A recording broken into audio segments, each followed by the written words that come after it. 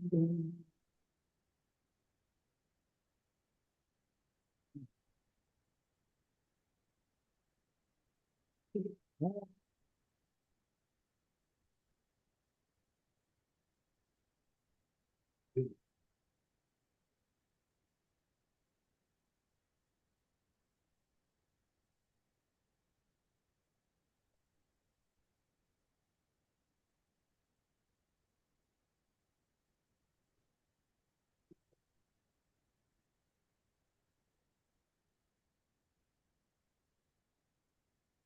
morning, everybody.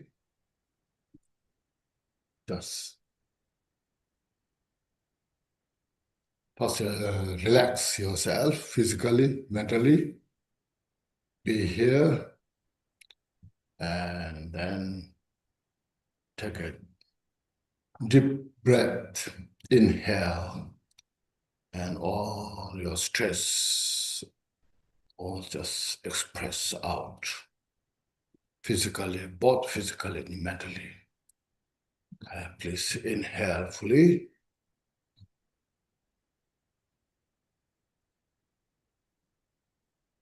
And exhale. Inhale fully.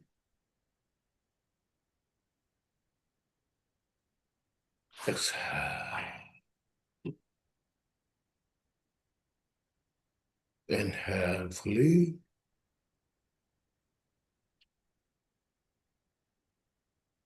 And exhale.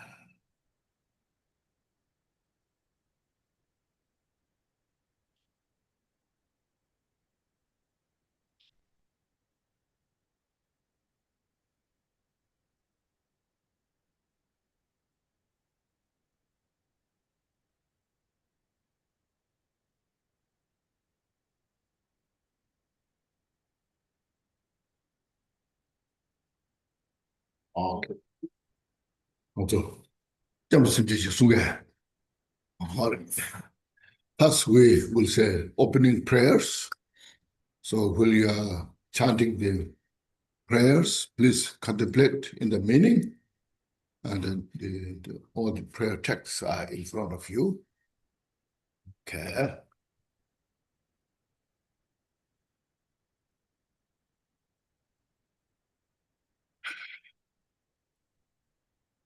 You don't want to see the whole. Hold.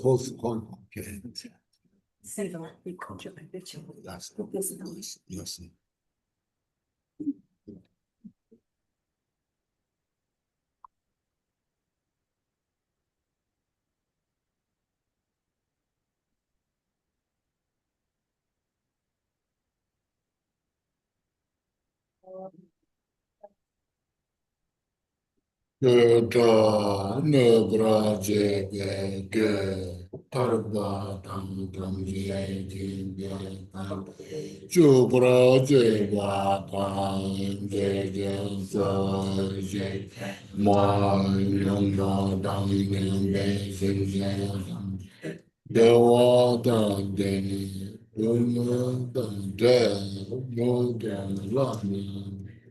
Yonder by the way, and go Jibber dog, no bra, jibber, Doju Braji Badam Jaya So Jaya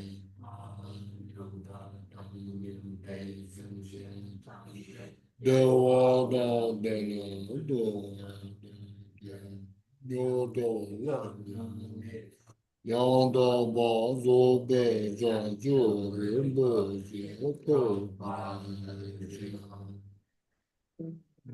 Jebeta no bra jebe ge tarpa tam je jebe ade jebra je tam je su jebe ma nyamba da nyambe sam je dewa da den dunya da de yu de ran yang的我所给全数人多解脱吧，讲。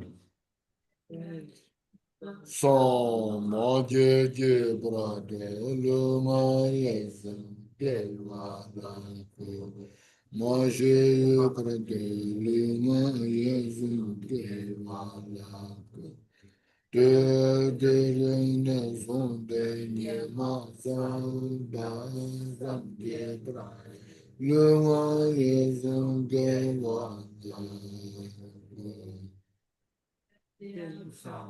当局不让这个当的了嘛，当把娘来干事情，也他妈进不了这了，所能来讲事情，上街正正的能来讲事情，当北去能来讲事情。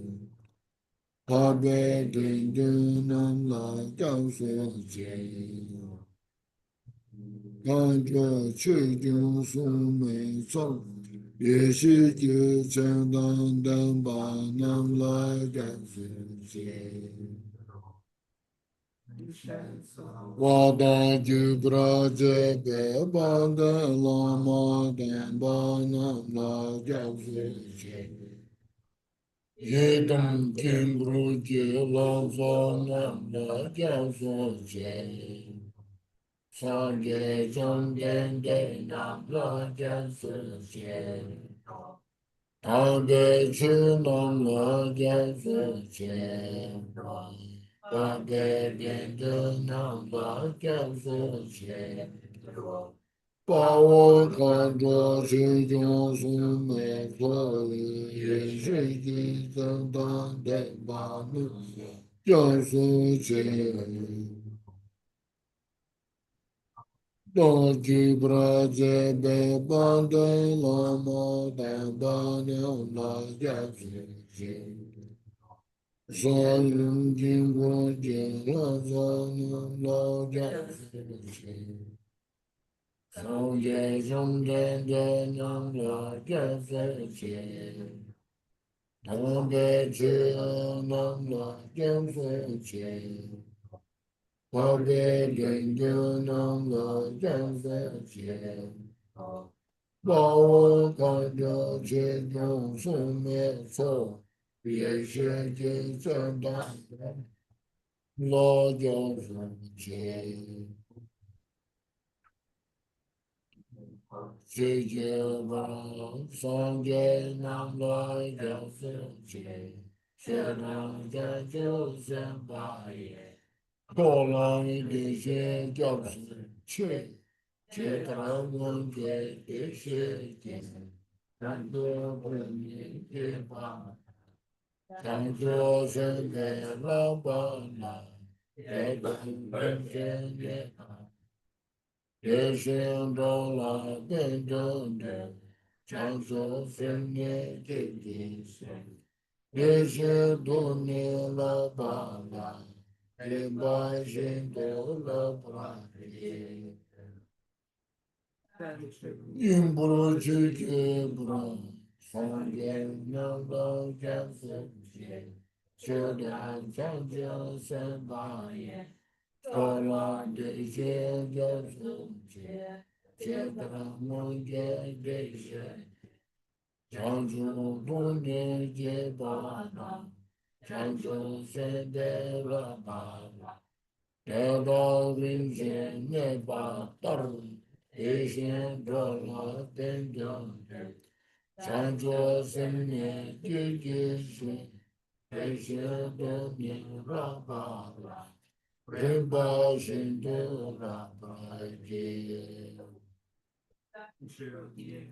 Chögye Bra Sangye Nanda Gyaltsen Chodang Chancho Semba Sola Deshe Gyaltsen Shekran Deshe Chancho Tuni Jebata Chancho Sende Napa Eda Rinchen Neba Tar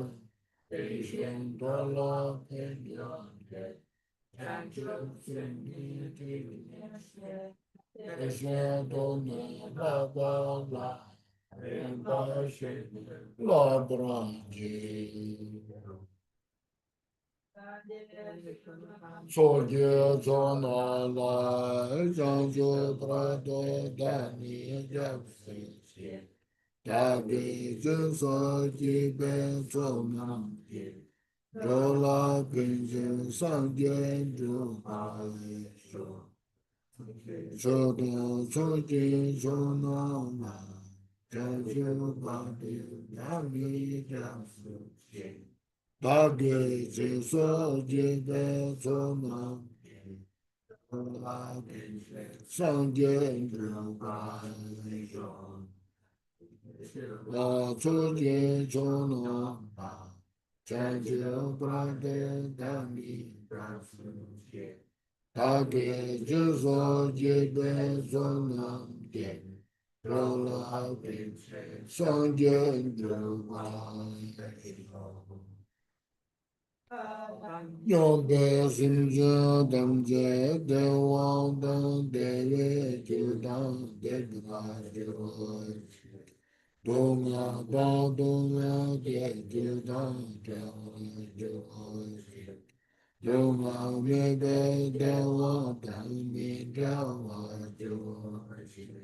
Niru chada nidan dewe danyula me dewa Moi nương bao đăng nha bê dâm dê thâm dê đê hoa đăng bê vê bê bà đê hoa đê nha đô đô nga đê đê đà đê hoa đê hoa đê nga mê bê đê hoa đăng mê đê hoa đê hoa đê rê sa đà nhê đà đê Daniel la ne ba jo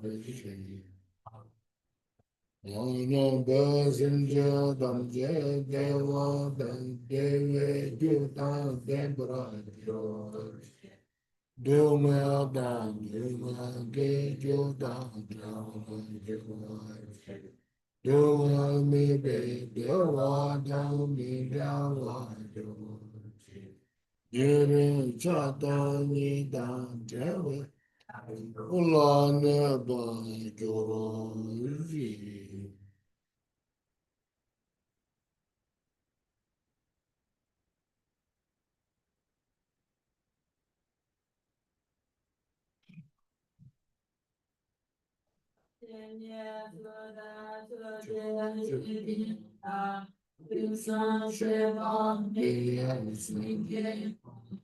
Age malu de da dam je la yu dan no ye dam ye cha ye zong bo je be ma no do da ya wa dam je ye de shi gu de ye de ra ge ba ya wa dam Page 7.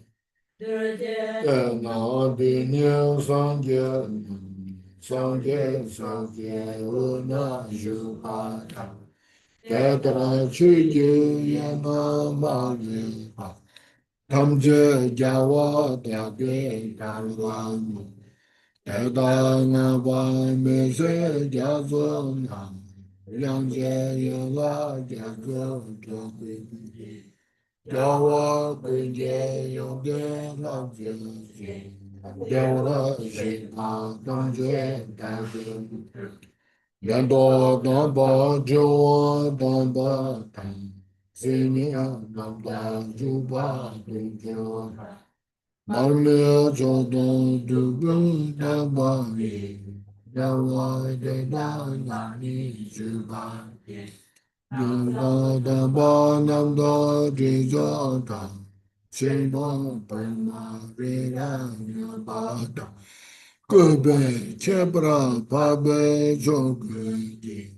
Yawa de Gala Sheba Chuba Tano Lamye Gacheva Deda Jawa Dangye Ayaro Sambo Chula Debe Dogdadi Jawa Gula Changze Chibra Doja Sheda Demo Wange Reda Nada Rishin Tegba Dage Jiba Chichi Tamje Dage Sosri Sha Toje Jawa Gudan Ranje Nanda Loda Melo Loa Dege Sonama Tangi Dada Kunje Jesu Daye Kana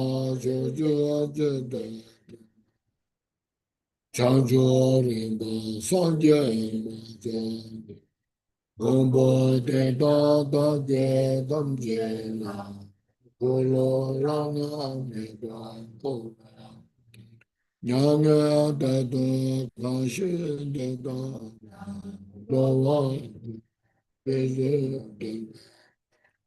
Galba Shinga Dunye Shubaya Ade Demo Raja Sora Changja Wada Chujin Shaba Jesu Kushin Kawa Junse Dage Jesa Tamje Zobe Chanjo Shirin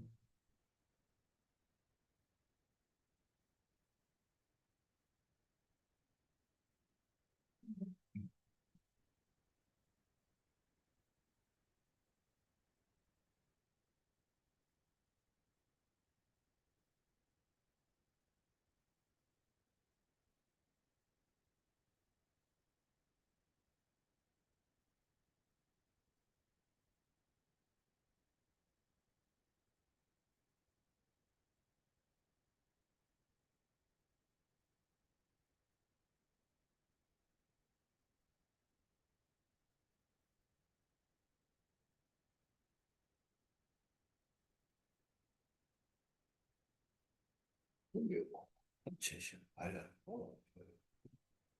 Bille olsun. Dojechen. Sonra tormento. İşim kötü. Çap.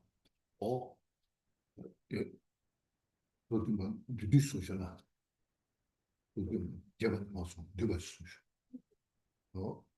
찾아와. 어디야? 좀 세시표시. 제베제 조제 다든 레라레제 그게만 산제신라 메데고리 조근난다 신도제가 용자라메 천리 신앙산산 대신 달려롱전원생연신 라메 조개 모두자들 원동 주진샤나 제선 소와인 대왕 진세덕의 제선 탐주 조배 장주 진보 대화다게 사모다사마야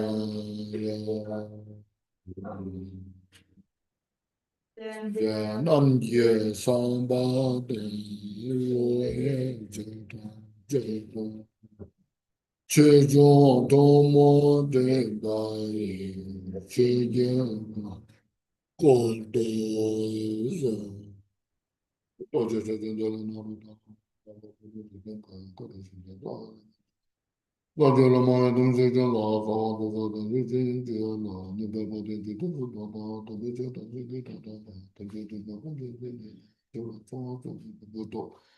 동의제 저든 도매가 와도 저는 그 지고 저서 제가 가는 길을 뛰고 저도 뭐 아무것도 바꿔는 생각 거주는 보존하고 저제 때문에서도 요즘 뭐 모두 시즌 뭐 그지다고 되게 뭐 근데 남한테 그런 저제 가게 되지 되지니 되지니 저거 모르는데 또 그저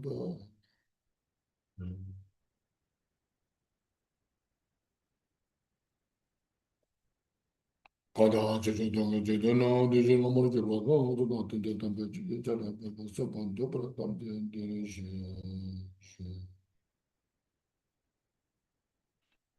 도서 되는 저는 저는 뭐 진짜는 도서 저는 뭐 진짜는 남 틀었어 저거 실제 저거 진짜는 너무 뭐는 뭐는 말은 자는 뭐 돈은 너무 돈은 너무 이제 또 그러죠 이제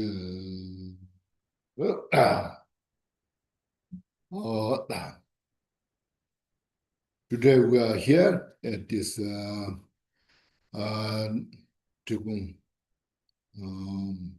Dharma uh, center, and this 2 days, today and tomorrow, we will go through the special writings or teachings by Drikung Dharmakirti, which is called the 35 pieces of heartfelt advice. So this is very precious. First, we should acknowledge this. It's not just being a Buddhist, as I usually mention. This is being reality nature. We all desire for peace and happiness. That's the universal. And we all desire to free from suffering. There's no question about that.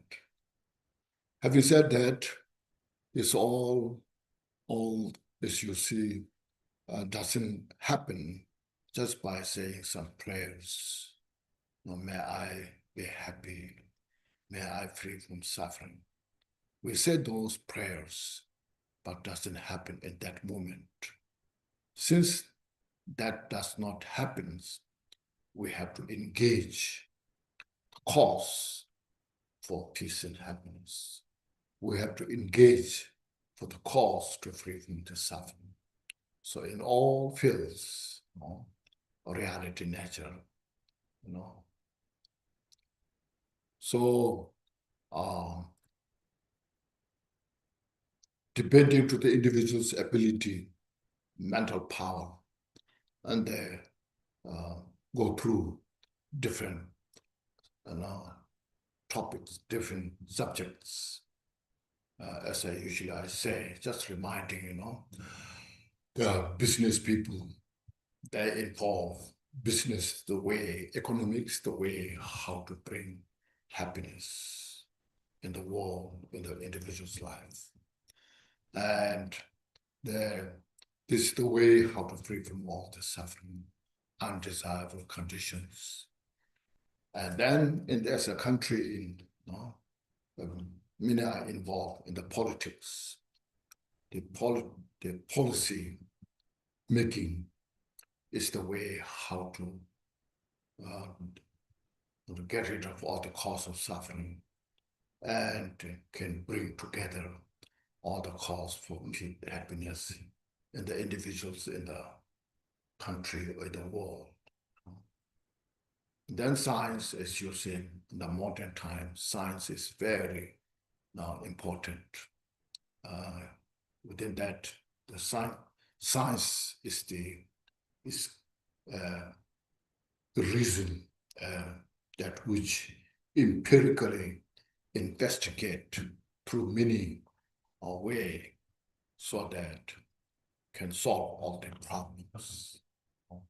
It's all about those things you see.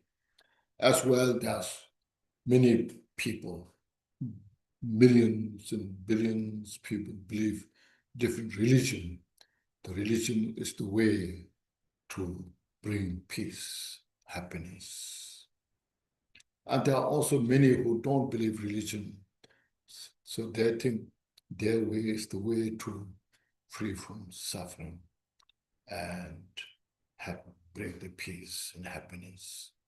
So there's so many things, especially depends on the individuals, or we should say inclination, individuals' way of thinking, way of understanding. All the education systems are developed also that the ignorance is the root cause of all the problems. So that's where they develop all the schools. When they go to school, let the children learn. Before there was a school, elementary school, college. Then slowly, you see universities, and then slowly, there's kindergartens. Now there are also pre-kindergartens, you see. As soon as the child can walk, and they're sent to, a different group. See, just all to learn, to give some educations so that their life is better off, make better life more happy, bringing.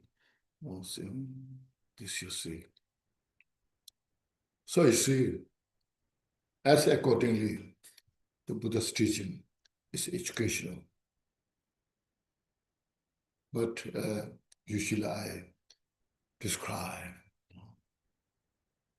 or introduce, see, before Buddha became Buddha, he was called Siddhartha. And his father was a successful man, Shuddhodana, very powerful. And because of being successful, powerful, and he has a small kingdom in the Himalayas. So Siddhartha was the only his son.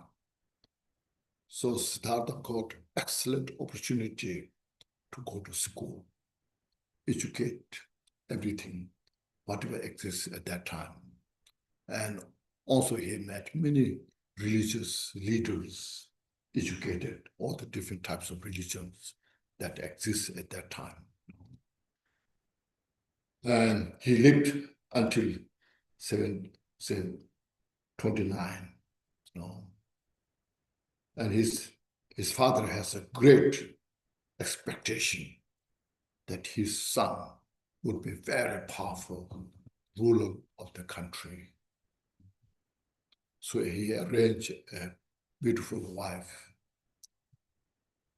But Siddhartha, as a very educated, not only just educated, but also, should say, looking for everything, not just stay there, indulge the enjoyment, was, visiting the country occasionally. And because of that, he's looking people's life.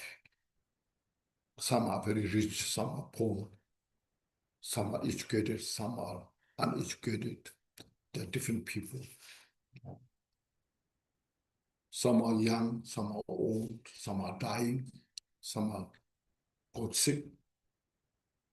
All he was looking himself as well.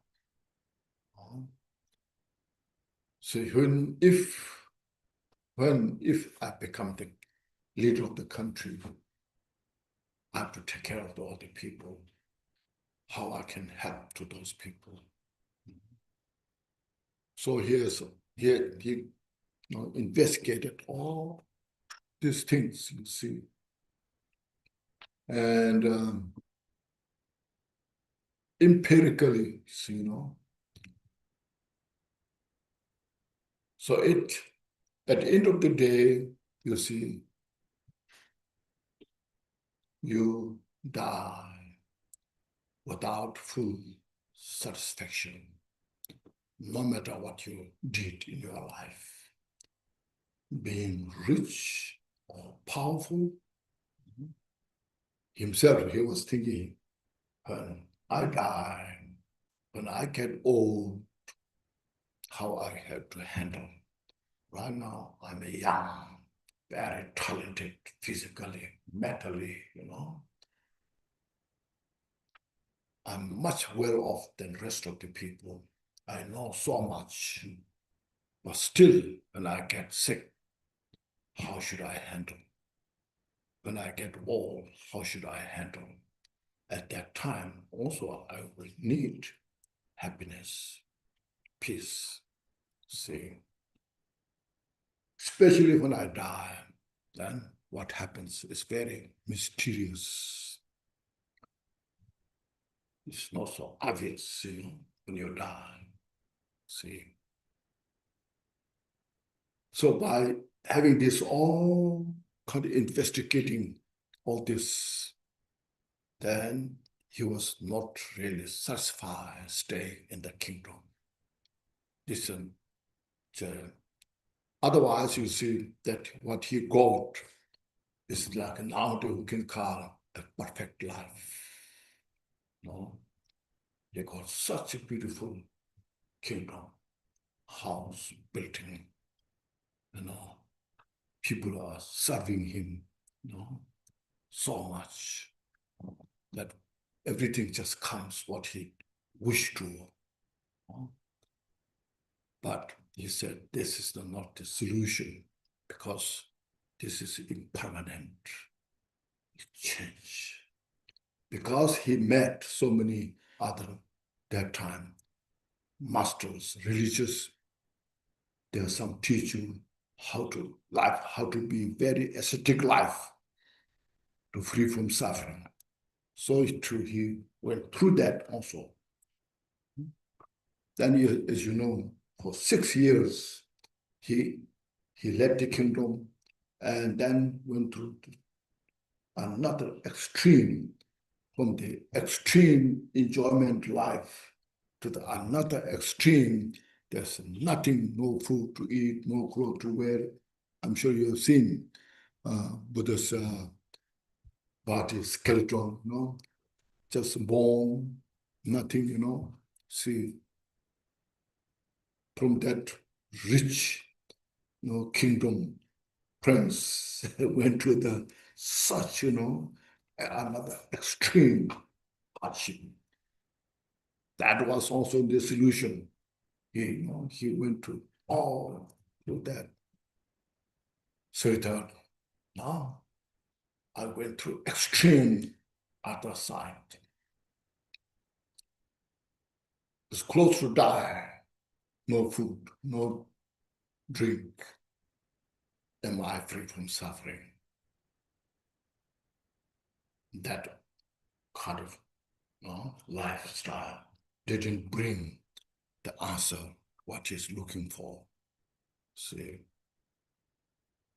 So then you see, since he didn't satisfy or didn't get the answer from that, he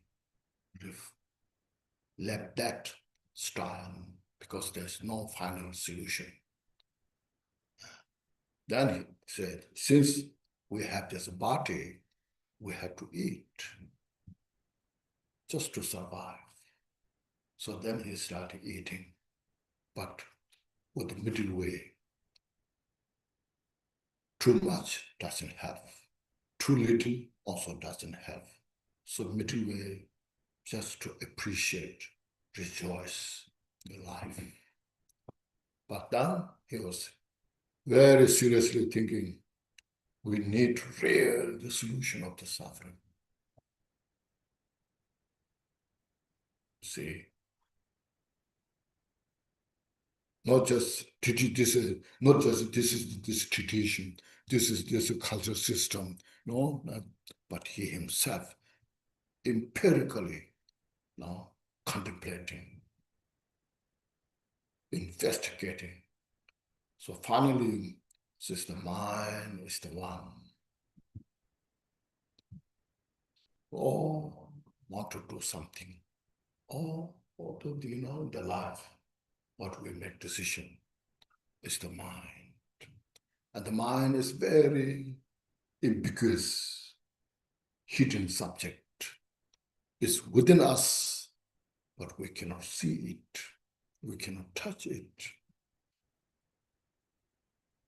I cannot see my own mind that what I have now. I think a lot. I want a lot. I don't want a lot. But what's that? Where it is? What is underneath? What's the reality about that? You see. So I have to understand that, realize that, reveal that which is within in me, that everybody we have. It's not a religious belief, a cultural system. It's neither culture, nor religion. It's all way it is.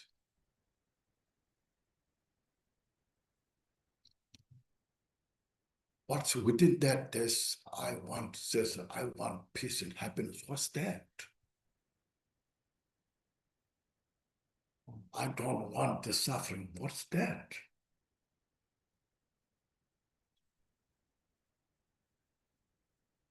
So, having that conviction, he was fully convinced about that, to know that, to have to understand the mental reality nature. So you see, then with the three training, I usually say, training of the morality, shila, the training of the meditative state, samadhi, and the training of the praja, the special insight. What's support of that?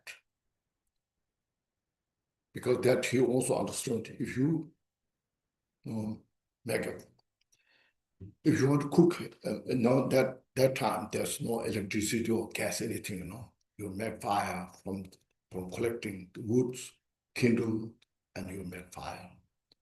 So you need all these three, see. So all this, you need to get rid of all which that disturbs all this. Bring all this, like fire, the kindle, the wet kindle, all cannot burn the fire. Need and dry, all just right. So just bring together, make the fire. And then on the stove, you put the pot. And then whatever you want to cook, you need all those disciplines. How to cook and all this. Then you need, the mind, just be mindful, be conscious about that. Otherwise, it can be burned or may not be cooked. So you need such a consciousness. Then you have to have wisdom, whether it's cooked or not cooked, right soul or not. So with that example, so to understand the mind, I need these three causes, conditions. So with that support of these three training, then see here, went to Bodh Gaya, I'm sure many of you went there, well, in such a strong determination, unwavering, unflinching devotion, and just because of that, then whatever obstacles comes, no any obstacles could disturb, could not impediment that practice. And then he attended the Buddhahood. See, it's called Buddha means awakening. Sang, in Tibetan, sang, sang means awakening. Awaken from the sleeping of the delusion and blossom to all the excellent qualities. then he was confident about that. He could declare, says, I attend that Buddhahood. See. Now there's nothing is hidden. Everything is clear, obvious. Because he totally awakened from that state, and his mind and all the minds of sentient beings are there's no any difference. So there will come the text. When you know one, then know everything. When you know your mind, and you know mind of every sentient beings.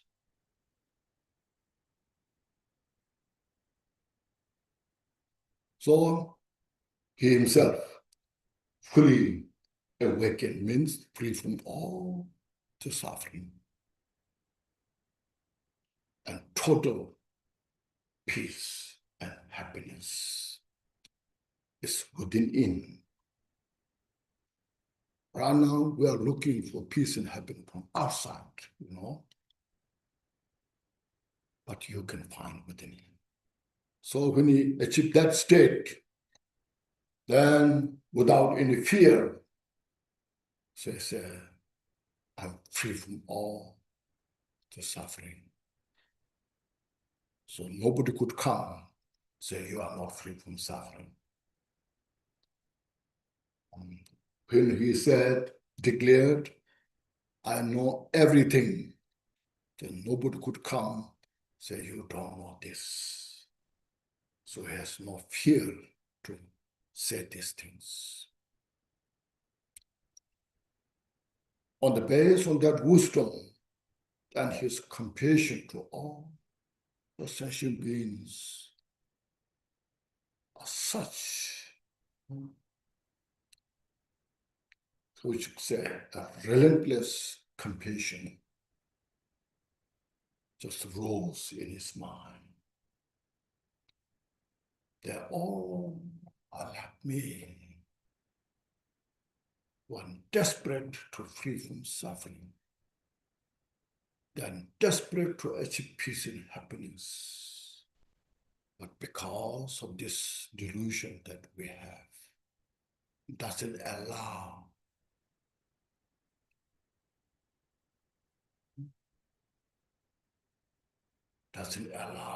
to have all this opportunity.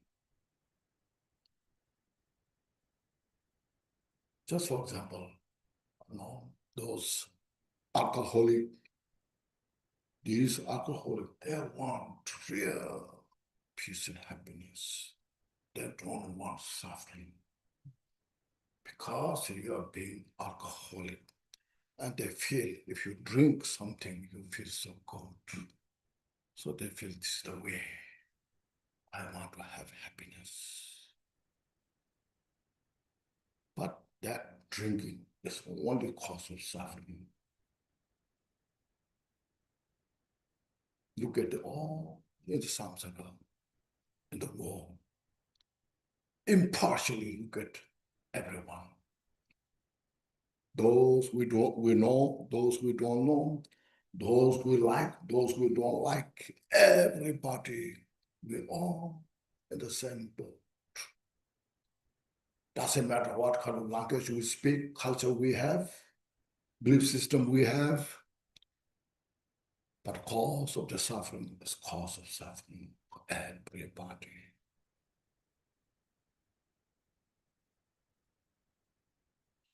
So because of that explanation is such great indomitable compassion now manifest from that wisdom. And then he started giving teaching. When he was started giving teaching, you see, so I know everybody's desire to free from suffering. Well, there's a cause of suffering. But he said, you see, I cannot wash your cause of suffering by the water. I cannot take away all your suffering by my hand. Say, touch your head and say, now your suffering is gone. Neither I cannot give you my realization of enlightenment, the awakened mind, because you have the mind. But what I can do is I can teach you these all methods, the suffering, cause of suffering, then how to get rid of the suffering. But you have to make effort. So he taught the interdependence, you see. Everything is interdependent. Nothing functions not independently. Everyone depends on something. It's very clear, you know. Interdependent in Sanskrit, pratita bhata samuda. It's very profound.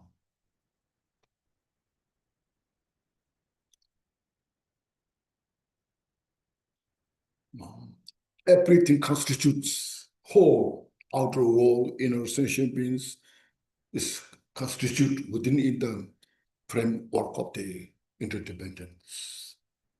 Depending rising, the calm. Something to have. What is happening is depend on something. And depending on that, then when there's causes condition, it rises the result effect. So you see, look at in your mind and our mind. As soon as when you have some negative thought, anger. As soon as there's an anger manifests, it even little bit, it makes your mind uneasy. See, when something going wrong and you're upset at that moment, that is the condition. But because of the condition, gives some anger, upset, feeling not good. That brings to some mental uneasiness, not feeling well, mentally, physically, you see. When you have some sense of compassion to somebody else, at that time you feel your mind is ease, peace. You see, it's kind of interdependent. There's so many causes and conditions on that interdependence.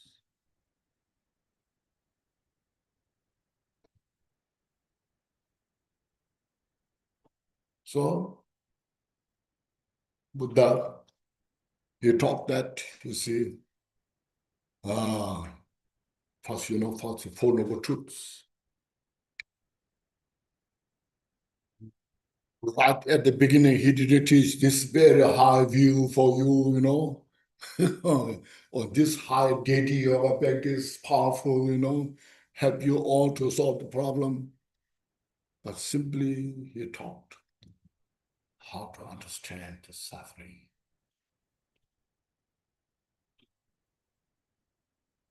But foundation, you should know the suffering. We may say, yeah, I know suffering, You don't have to teach the suffering. I'm here, how to free from suffering. I know the suffering, But you should go through. There's more that we don't understand.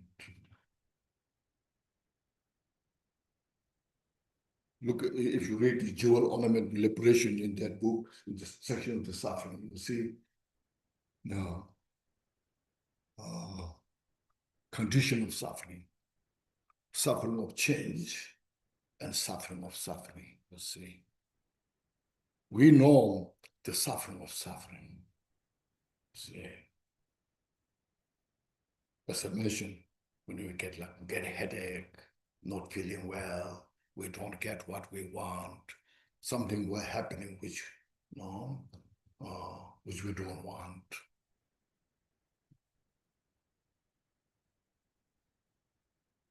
Aging, sickness, death, these all, they're suffering.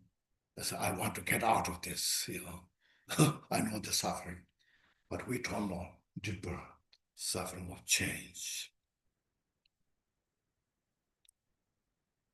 Now in the world, we look at you, see, everybody's looking.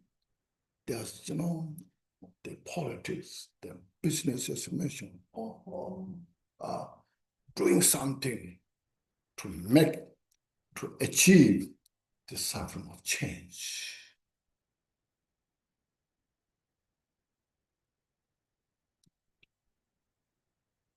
Just contemplate more carefully. If I'm this way, I'm happy, then I'm so good,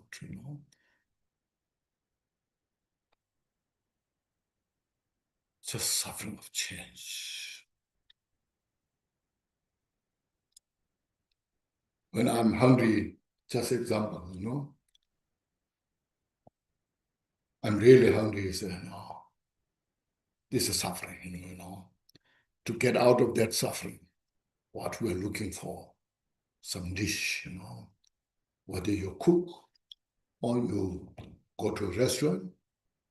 So as today's a group of people who are really suffering now. I'm big because I'm hungry.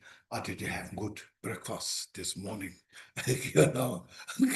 We have to go to a better restaurant and choose a good restaurant.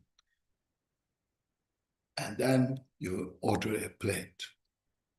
Every bite you enjoy, you feel so good. So we're all looking for that, But then you get the first plate because you enjoy so much. You say, let's order the second one. Then you order the second one and eat more and more.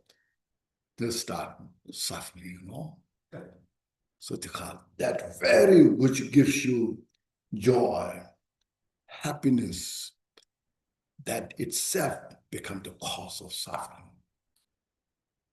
This kind of suffering of change. That's wisdom, you see. People don't know about that. Even they know about that, they don't allow. Don't allow to accept that.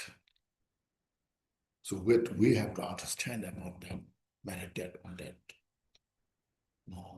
That's called suffering of change. The next is called suffering of condition. See, this five skandha, what we have, is suffering of condition. Very subtle. We cannot accept that or don't know about that.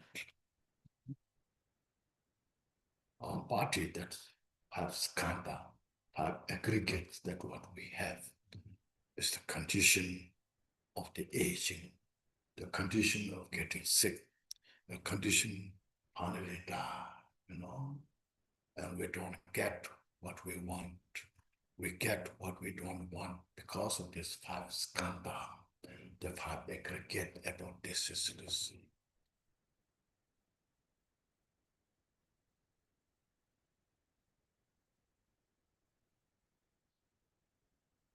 So Buddha talked very detailed about these things. This is very impermanent. This is a state of suffering. This has no self. This doesn't have self. We are holding self, See, it's all like a mirage. When I say these things, maybe we don't like it. He makes our life miserable or negative, it's not that, But if we can understand that, if we can practice that, then real peace, joy, happiness can bring from that. You can see that because it's reality. Then what's the cause of that? Buddha said, should understand the suffering and avoid the cause of suffering. Cause of suffering is these three portions, mental portion, the ignorance, attachment, aversion. When they exist within us, then we create the karma. From this mental affliction and the karma, then brings the cause in the world, individually and at large, universally.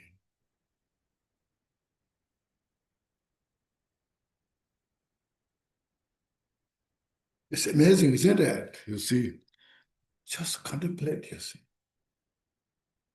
It's mentioned Buddha, who achieved enlightenment in Bodhgaya. And that area, he taught this Dharma, that area. Over 2,000, about 600 years ago, taught those teachings. What are the causes of suffering? What are the causes for peace and happiness? And in this 21st century, still so fresh. We are having a hard time to understand and hard time to practice. Otherwise, you see, they're all just what Buddha taught, so fresh.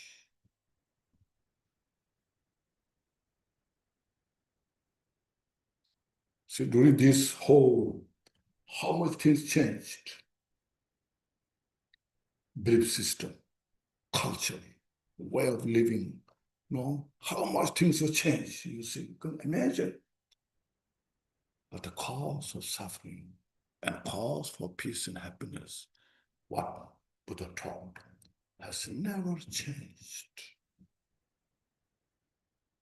If we have more, the mind, the deeper mind we have, then, see, empirically investigate, go through, reflect. So to do this, there are three things you see. Hearing means studying, reading, listening, studying, all this, what are they? And next, contemplation, investigate. And then third, put into practice. Your hearing, contemplation can give you some understanding, not all. Your real understanding will come through the practice. When you put into practice, meditate then you see, yes, it makes sense.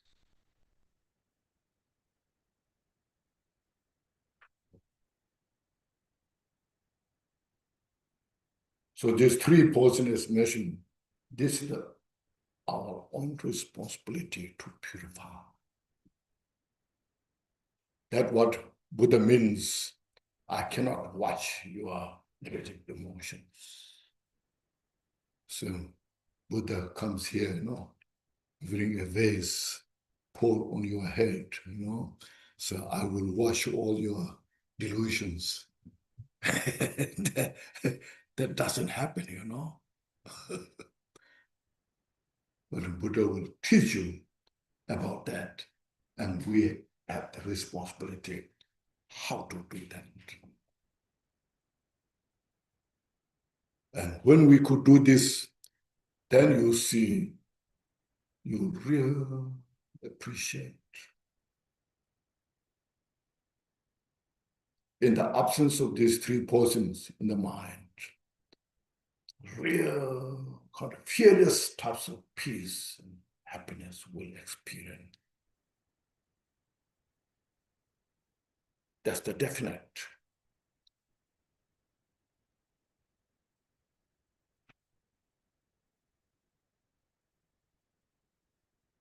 In the world, not just only human beings, even animals, insects, we are suffering from these three portions. So just reflect on this. So these are just introduction today and tomorrow we are going through. So there are 35 verses. Have this also taught how to practice, how to put into practice. Okay, and there's a lot of intellectual system debating with the logic system, or dialectic system, a lot of system of debating to investigation. So you have to investigate, through your own mind, all this, you have to get that. There are a lot of system that, yes, that's good thing, but that doesn't will help us to get into our cause of the suffering.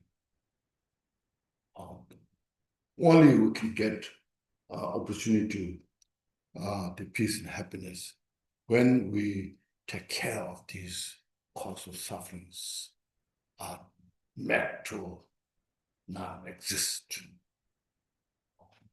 It's all this kind of illusion which will come true. So I'll read instead of talking too much. You have the text here.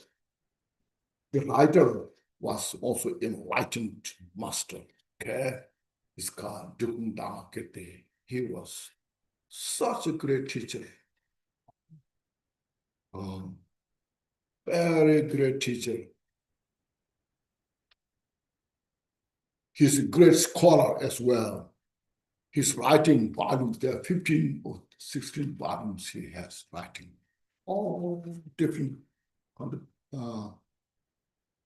texts, poem, history, and Buddhist philosophy, meditation practices, both sutra and tantra.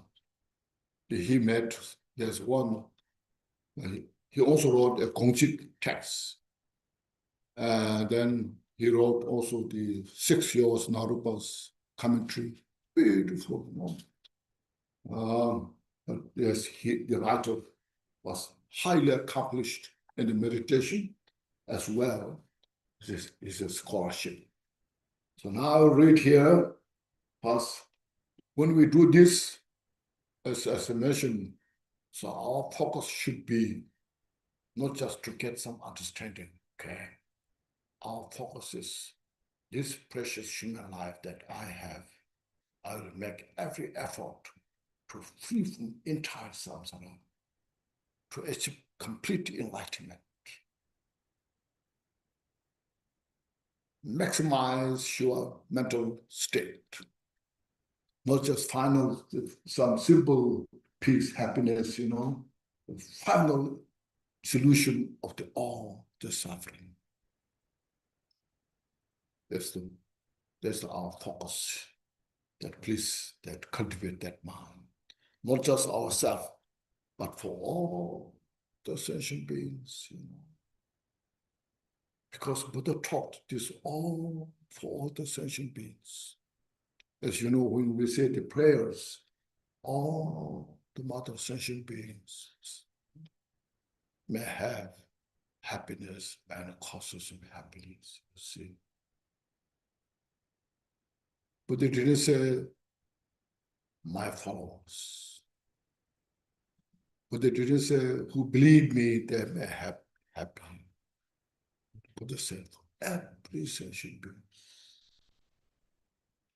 So we should follow that. Because our mind is, as mentioned, very vast. This outer space, outer space is infinite. Nobody has found yet where this outer space ends. Likewise, inner space, our inner space. Outer space is more conscious. There's no consciousness, the outer space, but infinite.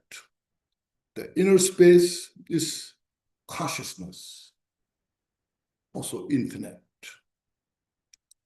Okay. So this we have to exercise our inner space. So now read first. You who have perfected the cultivation, the true accumulations, and is now carrying the burden of loving kindness for infinite beings, and have been appointed as a chief of the exalted activities of all victories. To you, good Guru, powerful Vajradhara, and for strength. So first, paying homage to his teacher, who his teacher is to say true accumulations. True accumulation of merit and accumulation of wisdom. That relates to the relative truth, absolute truth. Relative truth, all things that exist in the world is relative truth. Everything's related, as mentioned, interdependent. The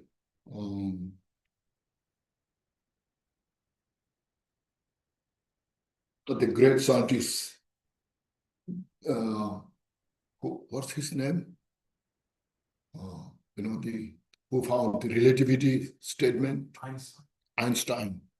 So Einstein, he discovered, should say, the philosophy of the nature of the relativity. So he became very famous. See, the founder of the relativity, the science, Because of that, he said everything functions in the relative state. And everything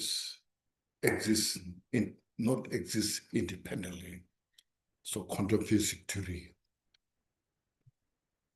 emptiness. So relativity,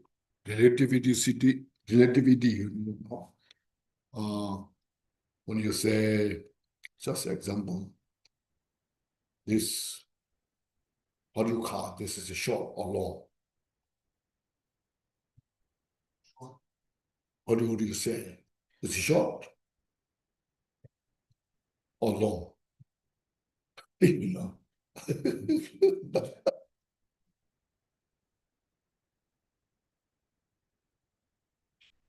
How do you like to say, short or long? You can say it depends. Okay. If you make it shorter, this is a long. Okay. Let's say this is a long compared to this short. And if you say this is a long, then like this, then this is short. You see, that's kind of relative. It's depends, So because of that, it shows you this being long is empty when it comes longer. It's empty, And this being long, short, is empty when you come the short. This is become long when this short. This become short when it becomes longer. You see? So that's how you can say emptiness. Doesn't mean it's not exists, nothing exists, but there's no independent, short or long.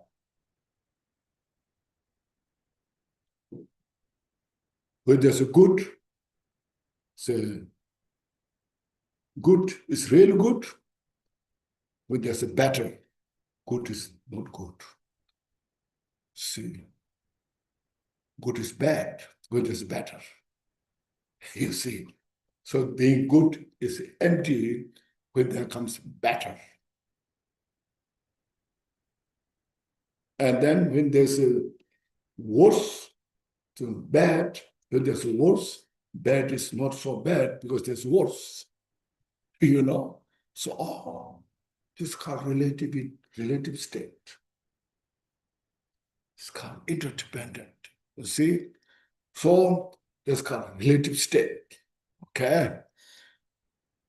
Within the understanding of this relative state, and you just do all those good things, the cause for peace and happiness, doing all those good things is they call merit. When you understand the nature of that, very nature itself is emptiness, is wisdom. So the accumulation of merit, accumulation of wisdom. So you fully understood that, means purify all mental obscurations and developed all the wisdom and compassion from that. That's what refers, perfected the cultivation of the true accumulations. Okay, so, and is now carrying the burden of loving kindness, infinite loving kindness for infinite beings. Since you have perfected this wisdom of the interdependent, fully awakened out of that wisdom, compassion, and you can carry the burden of the session being suffering. So what I can do, how I can help. Like the Buddha is mentioned when he was 35, attended Buddhahood and taught the Dharma teachings for 45 years. All the complete teachings. From then, now, you just imagine how many are benefited, see, in the world. So many, with the different levels of the individuals.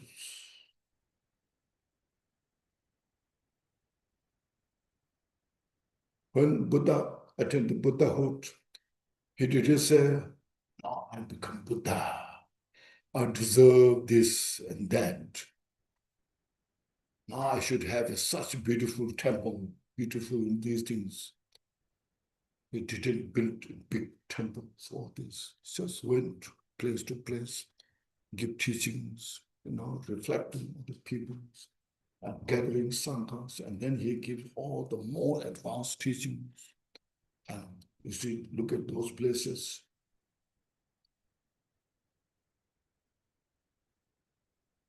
He just sat on the rocks and give teachings. Like Milarepa, Milarepa, he attended Buddhahood, but when he met Kampupa, so we'll welcome Kampupa, this great scholar, teacher. So I sit on this rock, and you, Rejung, sit on this side, and you, Shiva, sit here. We welcome the monk, from Central Tibet.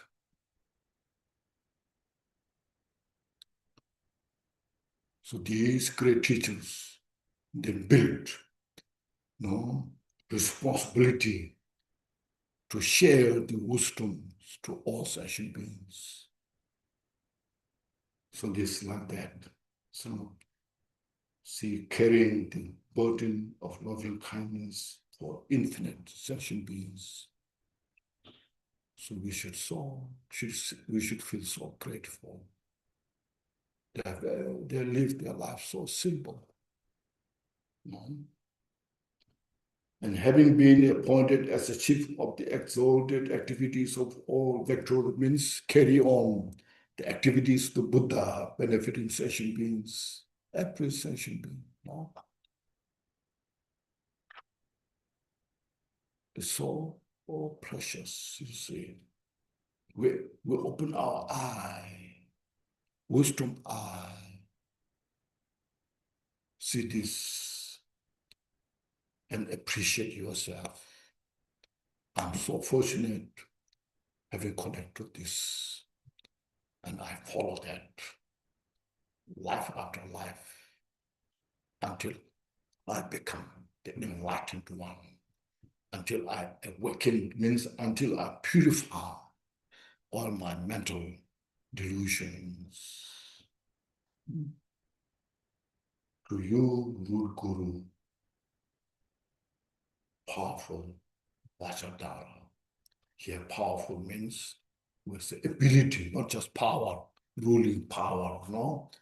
It's a powerful man, it's not that.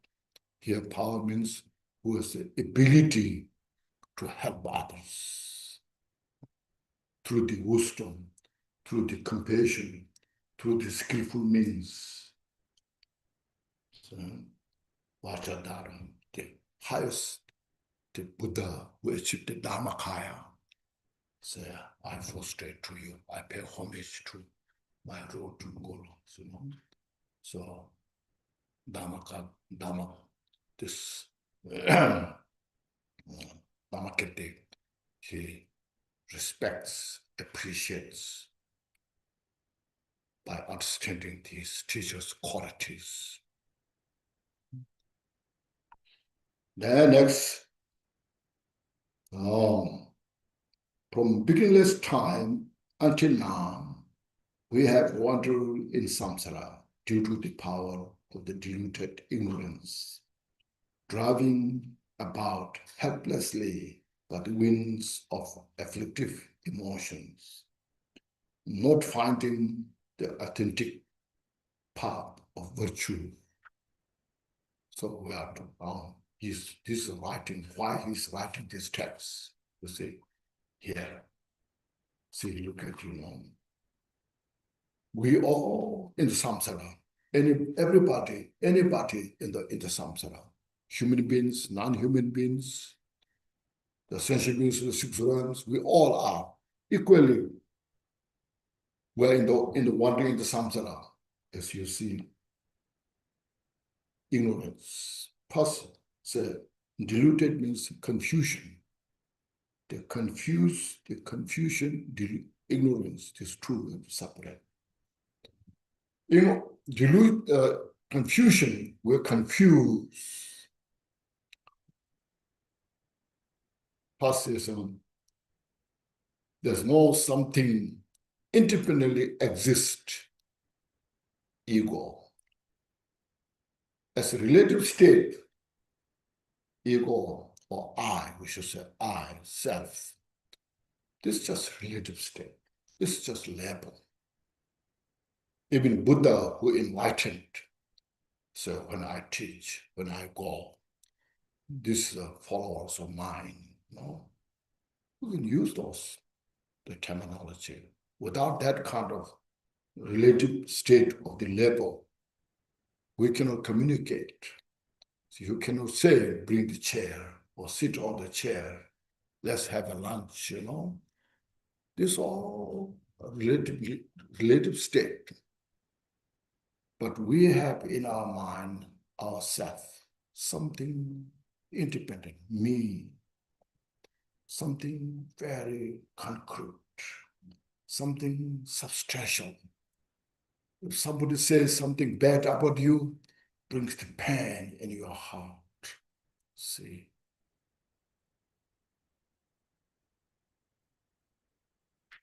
So why you are saying this? You are such a deluded person. What have I done for you,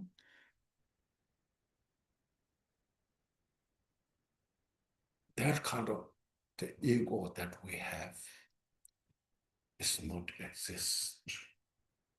When you are grasping on that, it's called confusion. That's called delusion. When deluded.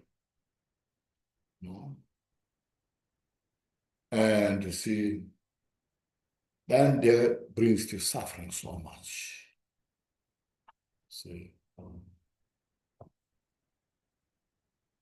that brings to suffering. So that's why that kind of ego is, should say, is the source of our suffering. That kind of does not exist. So I is when I was 10 years old, when I was 20 years old, and this is mine, this is yours with this law, with this, and then so actually when I'm 10 years old, now look at totally different. But I'm holding, so this is me when I was 10. You know, how much delusions we have, you see. And that comes from the ignorance. So when there's that kind of ignorance is there, then there comes the attachment. There comes the aversion. So these three poisons, they work together so well. And then we create all sorts of karma, cause.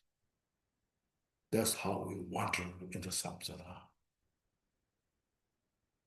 So look at things as a Dharma practitioner who are interested. These are so important to understand. These are basic, We are trying to get rid of the cause, root cause of the suffering. Otherwise, you chant some mantra, use some melodies, enjoy. The retreat was so good, so pleasant, We never touch to the cause of the suffering, how to get rid of it. Sometimes that brings us more cause of suffering. Then we do, we say chanting mantras.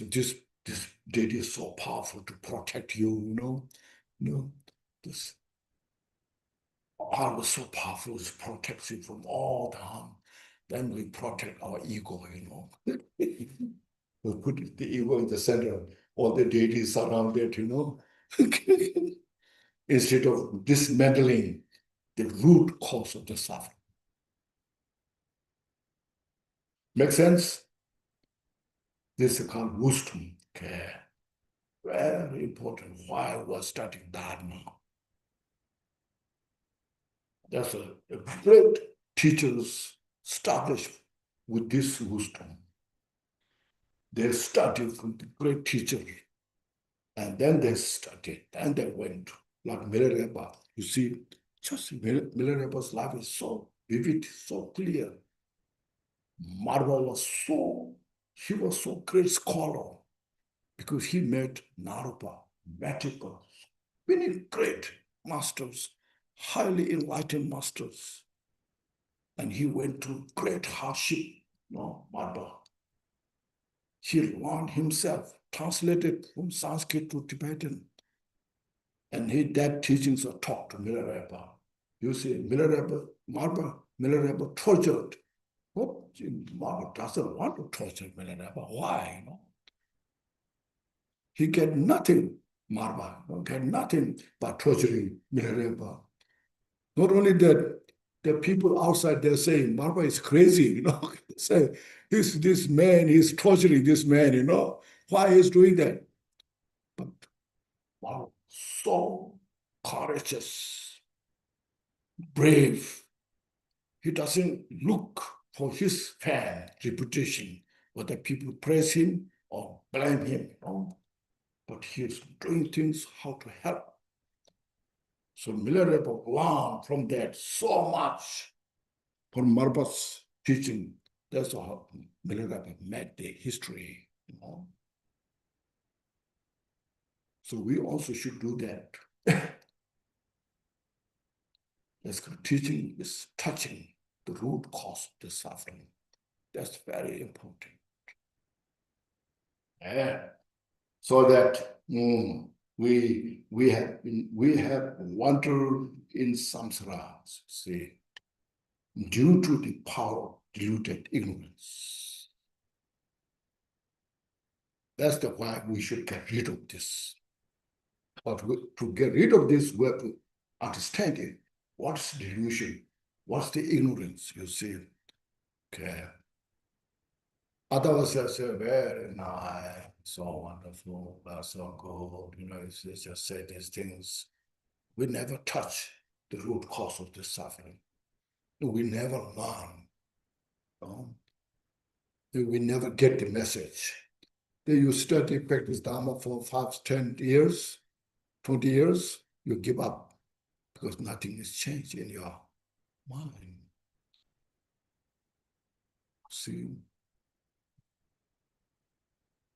when we could do this, get rid of, touch the root cause of the suffering, get rid of these things, and then you feel so grateful.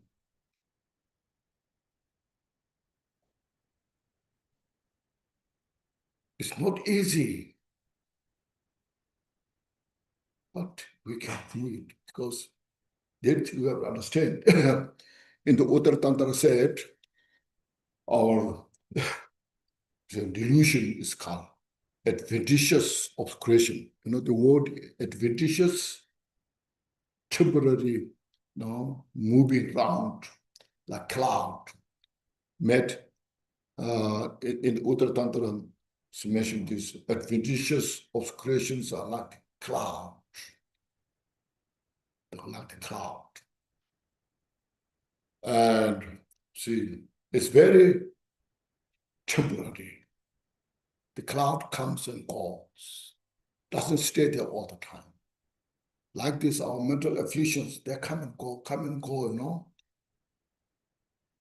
And then when the cloud occupies, you cannot see the moon or sun because the cloud occupies the space.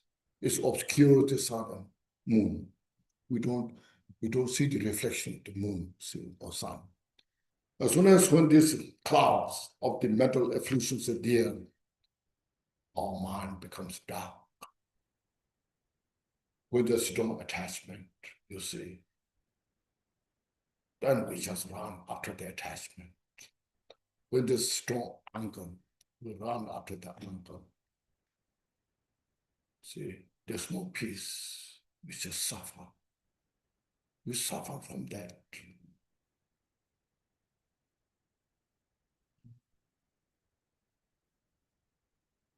But this is very temporary. Say, the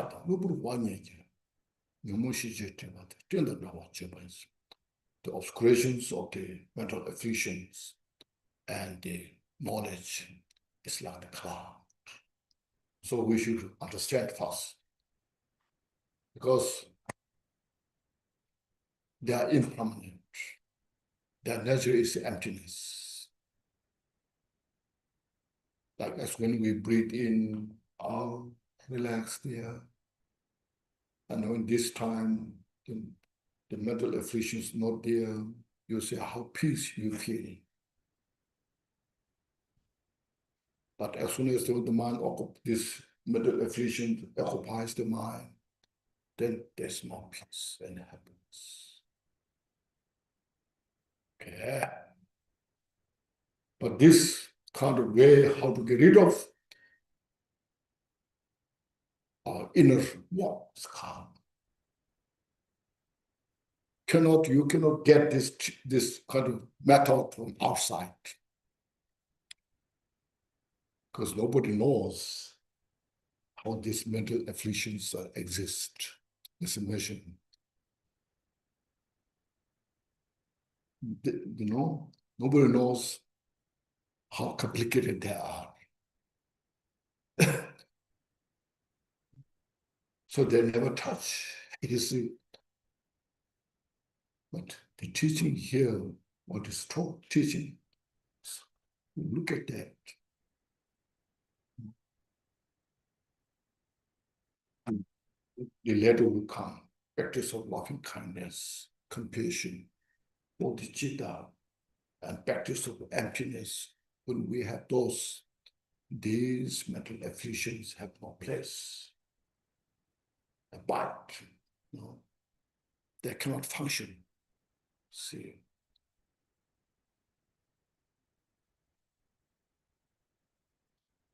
Okay, it rooted, driving. Then through this, we created karma.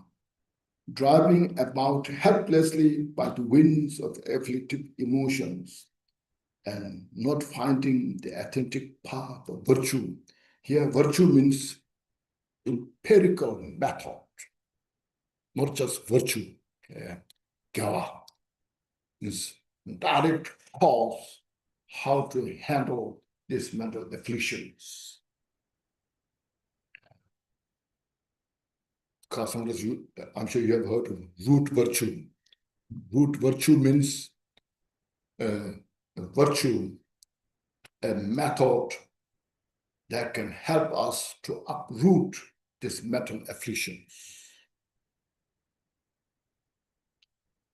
And then by the wind of apathy, helplessly by the wind of afflictive emotions driving, this has such a profound meaning. We are under the slave of these mental afflictions. See, that's just an example. There's somebody who doesn't like you, irritates you, take advantage of you. That time you have such strong resentment. And then that resentment, outrage you have, but resentment. And then that anger tells you what to do to harm that individual, to get rid of that individual. And you just always, yes, that's right. Yes, I will do that. Yes, you are right. So we are enslaved by this anger. And there's no peace. There's no happiness. Even you cannot enjoy your delicious meal. You cannot enjoy your beautiful house. See?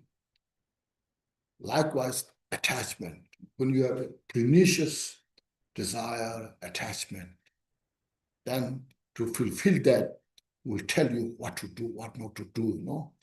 And you just follow by the advice of your pernicious attachment.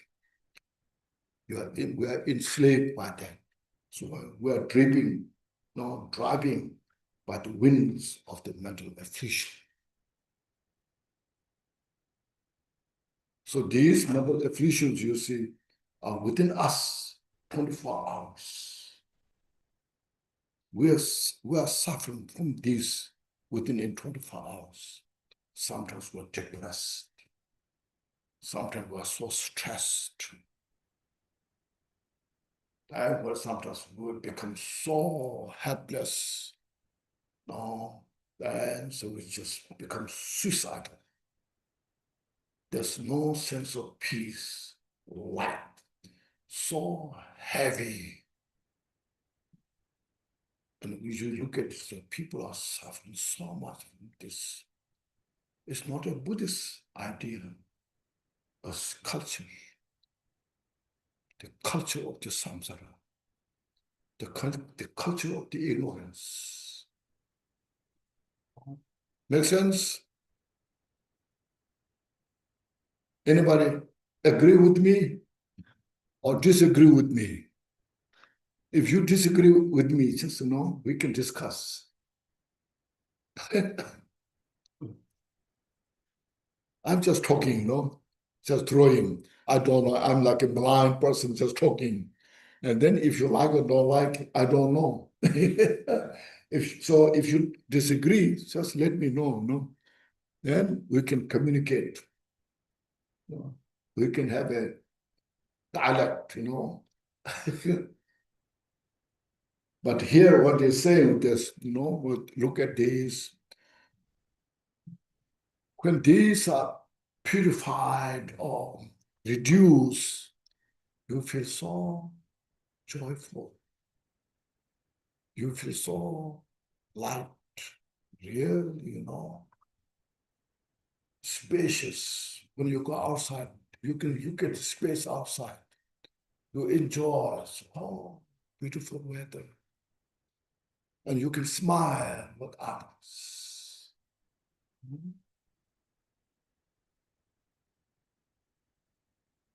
When these mental afflictions occupied our mind, we cannot smile.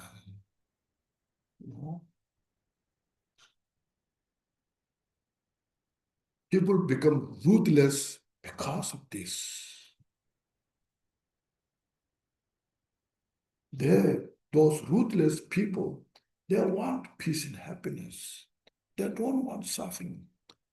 But because of the overpower, these mental afflictions. So this here, say, Dharmakirti is writing this, why we need to study, practice Dharma. Not because of we believe this, not because of culture this, not because of we want to turn, it's just got to convert into somebody else, something else. Okay. Next. So there, as mentioned, this is why he's writing about this. Now next he said, just as a turtle in the middle of an ocean, getting its neck right through the hole of a yolk. Suppose there's a big leg, big, huge leg. Inside there's a turtle. And on the surface of the leg, there's a yolk, going round, left and right, back and forth, So in the middle of that, the turtle is blind.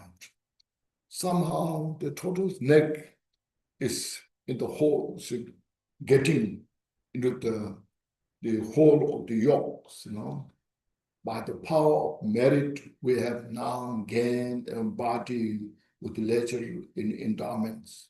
So this is showing, first of all, how difficult it is. The turtle's neck, getting in the hole of the yolk, so difficult. Something like impossible. With that example, to have this precious human life is very difficult. By the power of the merit, for many lifetimes, you have accumulated enough merit to come together interested in your Dharma teachings. Again, a body with leisure and endowments. Leisure means you have time to come here. We are so busy. I want to go there, I have to go there, I have this work, I have that, I have children to see, I have grandchildren to see, I have to go to vacation, there's so many reasons we have very difficult to have time to come here, sit here, Even those who are interested. See? So leisure means who has time to study, practice. And endowment means having the conditions now who can talk Dharma teachings. So part Buddha taught the Dharma teachings. And the Dharma teaching continues in the world. And there's a teacher, there's a place. If we don't have this kind of place, there's no place to come. So there's a place. They met this special occasion. And they invited me like me, so give talk on these things. Oh, this coming together is called endowments. So the leisure and the endowment is not easy to get together. So do not squander it away, but the whole of its essence. So don't waste it.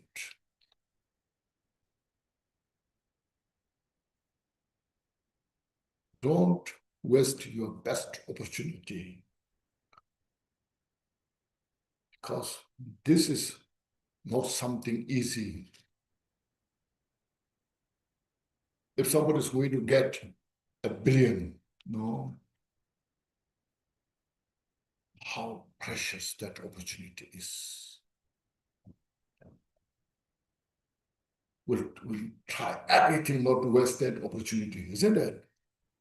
This is more than that. To free from samsara, to achieve complete enlightenment. It's not something easy. Because we have been coming in the samsara earlier mentioned for so many lifetimes. You can just reflect. What went wrong? Still I'm in the samsara. What happened?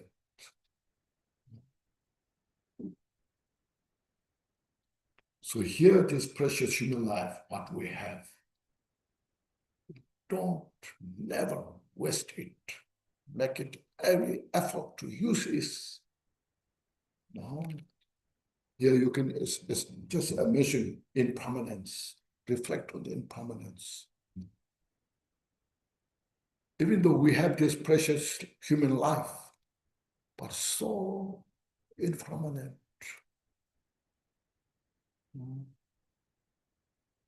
Your breath goes out and it doesn't come back. We're so fragile. We may say, oh, clinically, I went to doctor checkup. My heart is good, my kidney is good, my stomach is good. I'm okay, But that's not guarantee. So look at how life is so fragile, young or old. So that's why Milarepa said, I escaped the mountain by the fear of the death. Because I dare not waste this precious human life without practicing Dharma. So while I'm in the mountain, I didn't stay there and say, now I'm in the mountain, I'm relaxed. But I practice persistently for 24 hours.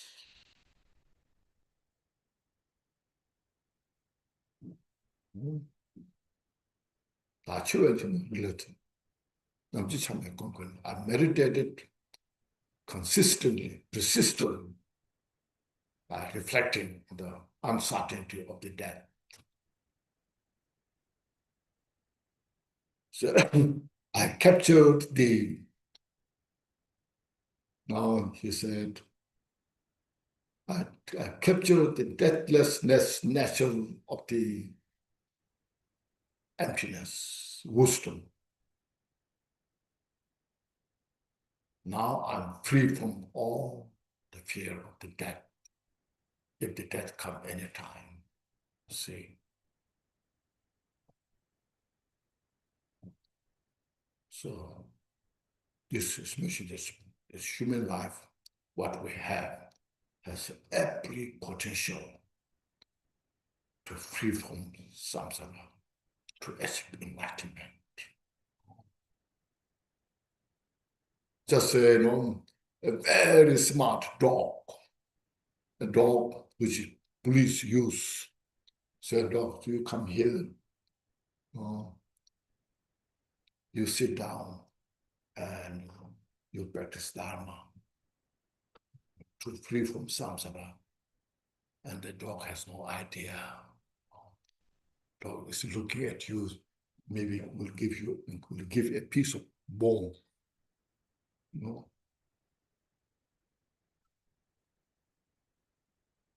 So precious human life is not like that. We have such ability, capacity to attain complete enlightenment. I mean, in other words, we have every opportunity to discard our mental affliction, the delusions, as what we're talking about. It's not something that easy because we are so habituated to mental afflictions.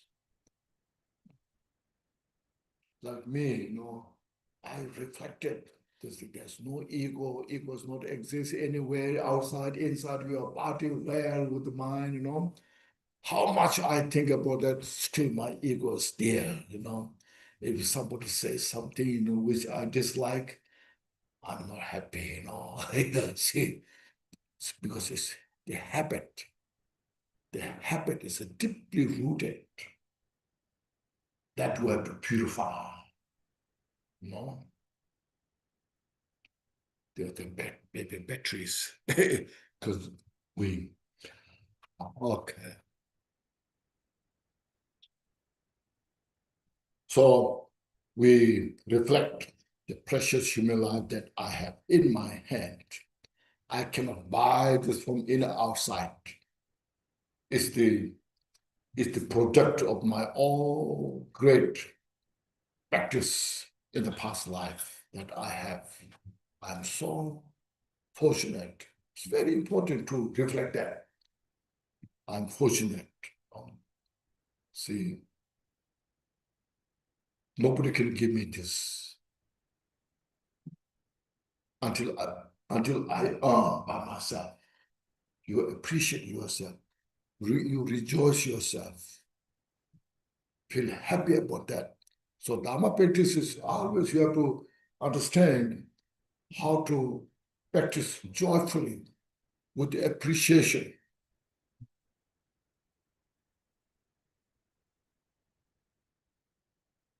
With the appreciation, we practice Dharma. Rejoice yourself. Yeah. So do not squander it away, but take hold of its essence. To take advantage of this is my heart advice. Heart advice start from here. This heart advice is means sincerely.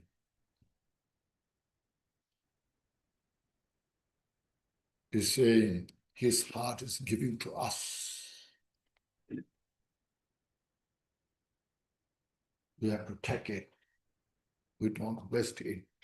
Okay. Then next he said, number 2, since even after obtaining a human body, this precious human life, meeting with the victor's Dharma, victor's doctrine is Dharma, Buddha Dharma, is difficult, and even hearing the sound Buddha in this world is difficult. While having this opportunity to train in the sublime Dharma, he taught to practice diligently is my heartfelt advice. See, this advice is so precious, very sincere, very direct. You know? Having this precious human life is not a guarantee. You know? To meet the Dharma teachings, Buddha Dharma, meeting the victor's doctrine, Buddha Dharma, is so difficult. Look at in the world, how many people in the world, and how many who are following Buddha, who are studying, who are practicing, very few. So you appreciate. We should feel, I'm so fortunate. See? Even hearing the sound Buddha is difficult. When you hear the sound Buddha has such a great blessing, because Buddha is not something ordinary. Attend Buddhahood out of perfection of the wisdom and compassion. Compassion means the blessing to all the sentient beings. When they hear Buddha's name, Buddha, then it connects to the Buddha. It connects to your Buddha nature. So precious. That's why when you get this kind of opportunity to study, practice Dharma, never waste it. Say diligent means joyous effort. Practice diligently is my heart heartfelt advice means Dharmakirti sincerely want every sentient beings free from samsara. He wants everybody achieve complete enlightenment, Buddhahood. So, sir, I give this my heartfelt advice. You take it in the heart. I must practice this while I'm alive. Even I live one day, even I live 1 year, I must practice Dharma. And I'm so fortunate. Cultivating will never come. Cultivating bodhicitta, such a precious thing. See, then next, when you have met a qualified guru who is difficult to meet, respectfully serve the guru by means of 3 modes of blessing as the taste of the elixir of guru's picked instruction is sublime. To cherish this is my heartfelt advice.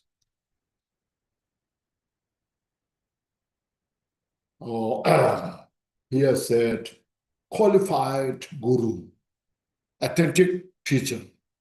It's very correct.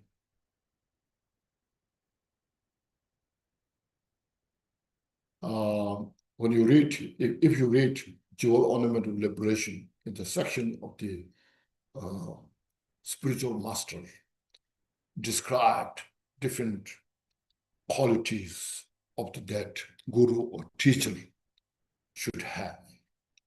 There's one which is 4 qualities. One is the has the vast of Buddha's teaching, sutras, writings, commentaries, Buddha's teaching, and the later commentaries by like Nagarjuna, Asanka, great teachers. They're kind of vast scholarship. Then who has the ability to dispel the confusion if somebody asks the question. Cutting all the doubts. And then that individual, that guru, has a pure conduct, without any kind of say samsaric kind of development, pure conduct.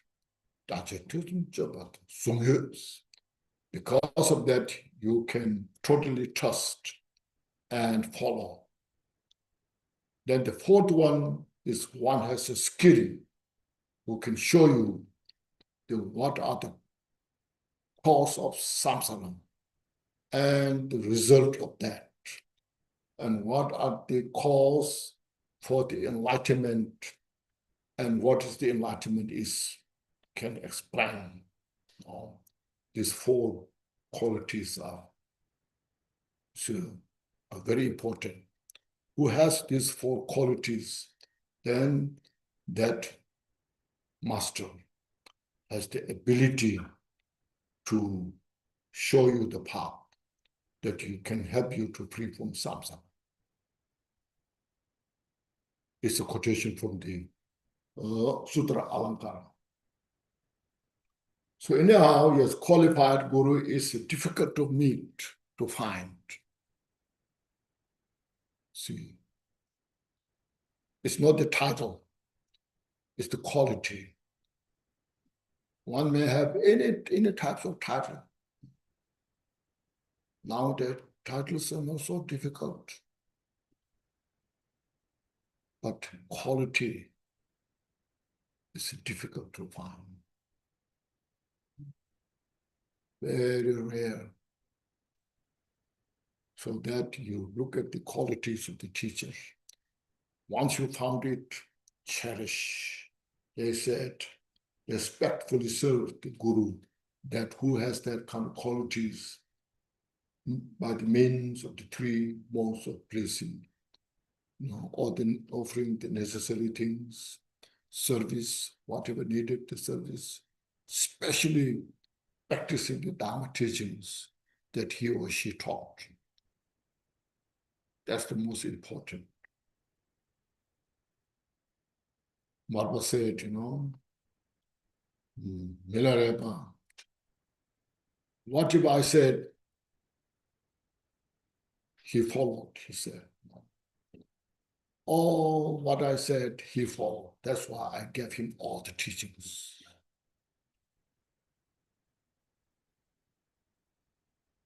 So, studying, practicing. Practicing means, as earlier mentioned, reducing all, purifying all our mental afflictions. It's not that how much you chant the mantra, hundreds of millions of mantras. You may be done so many frustrations, or you may be done a lot of other things. But if our mental obscurations are not touched, not purified, then what's the purpose of Dharma? It didn't bring the Dharma's benefit. So we have to purify all mental obscurations. As I mentioned, more we purify our mental obscurations, then you feel so peaceful.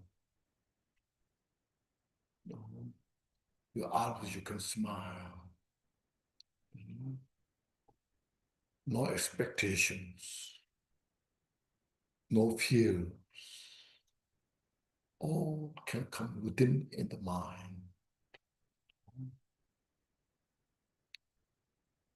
So, mode of pleasing, as the taste of the elixir of the Guru's pit instruction is sublime. So that teaching that Guru gave you is the pit instruction that will transform you, like the alchemy can, or the metals can turn into the gold. That teachings like bodhicitta or other practices that Guru gives you, the teacher gives you, you can transform into from the samsaric being to the enlightened being. No. The teaching you bring into the heart. All your mental negative, afflictive emotions, delusions, ignorance, just purify, release them. Totally obliterate your mental affliction by these pit instructions. Darshan is sublime. So cherish this is my heart and my advice. So cherish these pit instructions that you received. Never waste it.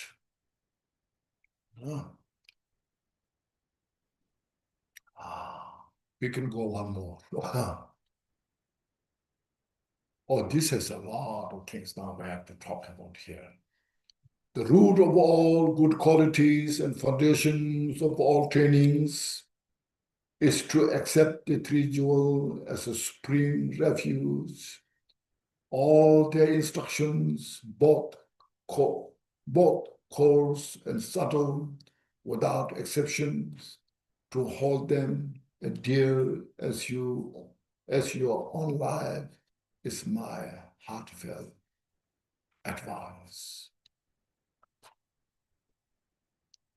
The root of all good qualities and foundation of all trainings.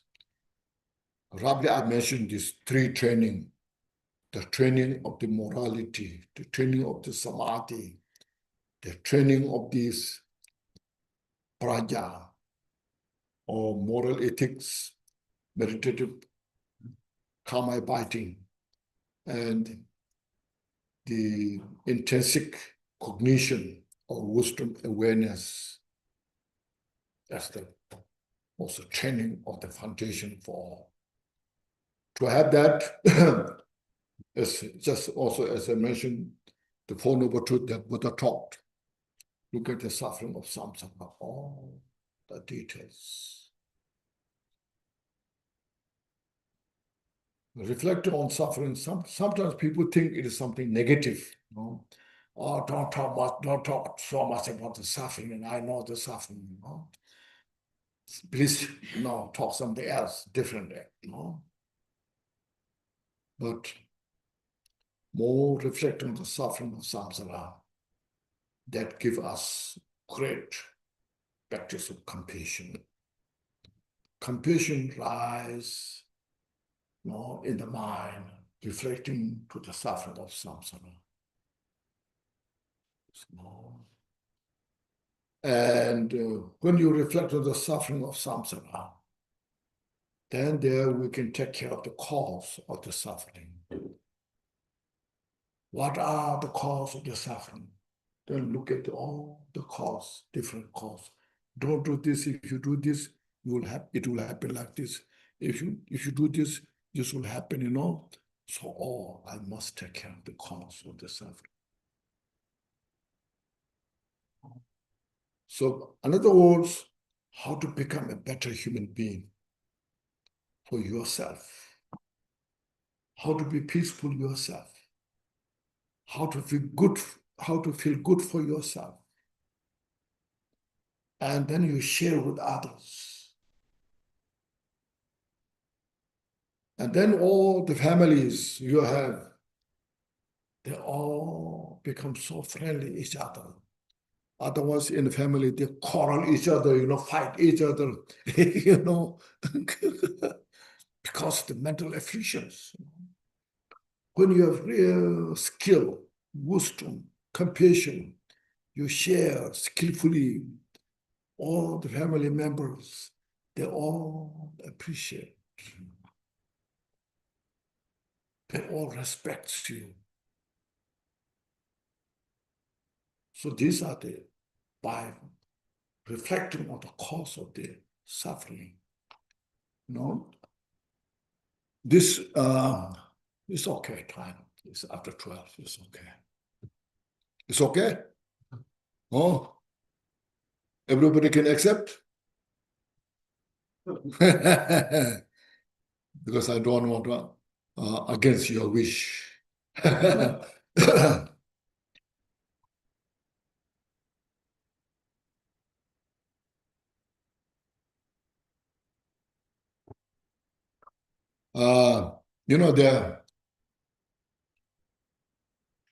I told this story before, and many of you know, because I met you before. There was a mother who died her child. She could not accept her child's death. Could not. So that time, at that time when Buddha was there were so many other gurus, teachers there. They are very famous, some are. So she has some kind of feeling that if there may be some powerful guru, teacher can bring bring the life of my child back, becomes kind of survive or alive, So she has that kind of strong feeling and went around to all different teachers that she heard of. Nobody could help her. Finally, she went to Buddha. So then she cried. Many days I haven't had food, sleep, because my child has died. I cannot accept this. Buddha, please help me to bring back the life of this child. Otherwise, I cannot accept. So Buddha, with such great compassion and understanding, child is dead. It's now what you can do. But the mother needs all the help. Buddha saw how much she's going through, agony, full of pain. She feels she's the only one who's suffering in the world. She feels everybody is so happy, joyful. I'm the only one in the hell realm. No? So Buddha saw that nature. So Buddha was thinking how I can help her. So with such a great skill, Buddha said, this you go around to this small village, house to house, try to get a handful of grain, a house from where nobody died. When she heard of that, she was so excited. I'm sure I can find a house that nobody died. And today I have the day to see my child alive. So then she rushed to house to house to house to house. And everybody expresses their suffering, the missing of their family. Some died, their father, mother, grandfather, their brother, sister, child, She couldn't find any house, see. And well, she kind of became hopeless. At the same time, she felt so light. Said, no, I'm not the only one who's suffering. Now I can see they all are suffering. They miss their family. No. So you see, I'm not the only one who's suffering. Kind of there's some individuals, they express so sorrow, agony, pain. And she was hearing those. And from that, she kind of had developed some compassion. Where she is suffering, no. So then when she came back to Buddha, she said, see, I haven't found any house that nobody died. Buddha said, you see, this reality nature. Even your child is bring back, one day he will die, and you will die. One day I will die. You have to accept this. You should do something better than this. Release your attachment. Buddha said, this is the attachment you have. And the attachment doesn't do any good for the child and doesn't do any good for yourself. It only bears the suffering. You should understand that. So Buddha's such a great way of explaining with such a compassion, wisdom, skill. She totally understood and she accepted that. See, so Buddha didn't make her happy bringing the life to the child, but Buddha taught how to accept what we're going through, you see. That's how to free from the suffering, you see, that we have to do this. Otherwise, I'm sure Buddha has a skill of great miracle power. Yes, so somebody's life bring back, to the child. So your child is here, and she's very happy. But we cannot do that. No? But how Buddha taught is that everyone can do this and can free from suffering. So release the attachment. So attachment is not easy. It is such a pernicious, a habit, very difficult to get rid of. Needs a lot of mindfulness, awareness, skill, meditation, purify. That doesn't mean don't care others. Sometimes people say, You are talking don't attach, that means you don't care. People say that. No, it's not that. No. Attachment and caring is two different. You care as much as you can, as Buddha did, but don't attach to. Sometimes when you release the attachment, you can care better. You can help others better. Out of attachment, you are holding, grasping, and then brings more suffering, more confusion. But out of wisdom, compassion, you care. It brings such great benefit. The others will appreciate. This joy is that. Now, we stop here. Maybe you're hungry. I'm hungry too.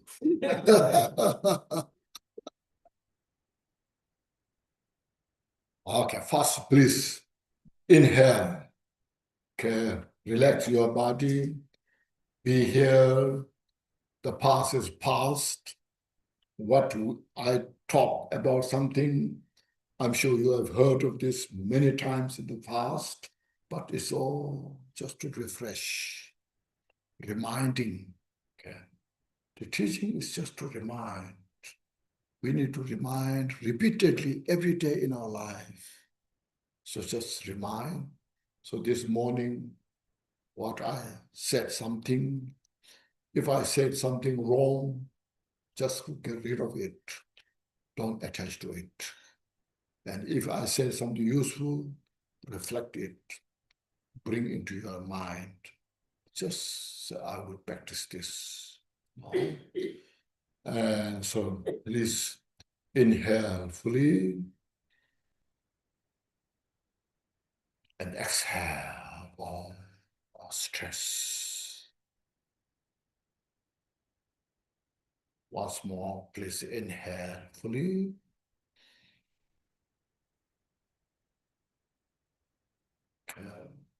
Exhale.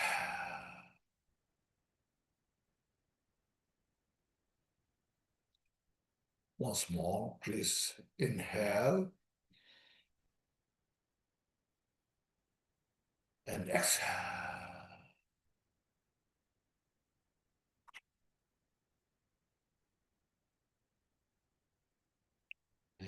And I'm going to watch it the day of my daily.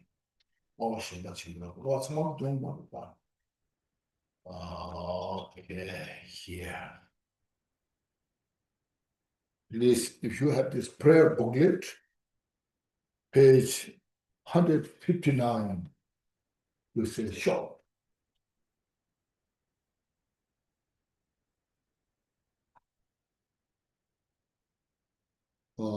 By the virtues collected in the three times by myself and all beings in samsara and nirvana, and by the innate root of virtue, may I and all sentient beings quickly attain unsurpassed, perfect, complete, precious enlightenment.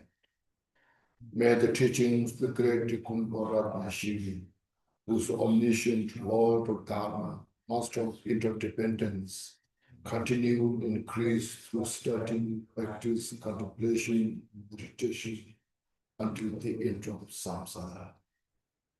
Okay, thank you. And have a good lunch, relax. And then we come back at 2, isn't it? Yeah, 2 o'clock. Okay. So, Wimbledon, if you don't mind, you sit there. Yes. Normally, it's our DDSC routine. We're going to have a group photo on the first day of the teaching. If you don't mind, you sit there, everybody gather, and take a group photo of everybody. Okay. If everybody can gather up around Wimbledon, and then we'll have a group photo, and then we'll have lunch. Yeah. Here. Okay. Mark. I see Mark and Demilia. James Dean, so all very old friend. These all are very old friend. Yes, Khenchen. You see, James Deans I met in the early 80s. Mark and also Demilia, early 80s. They are aging, I'm aging. Okay, yeah, come. Yeah, shoot. They have to do it, shoot there. Yeah.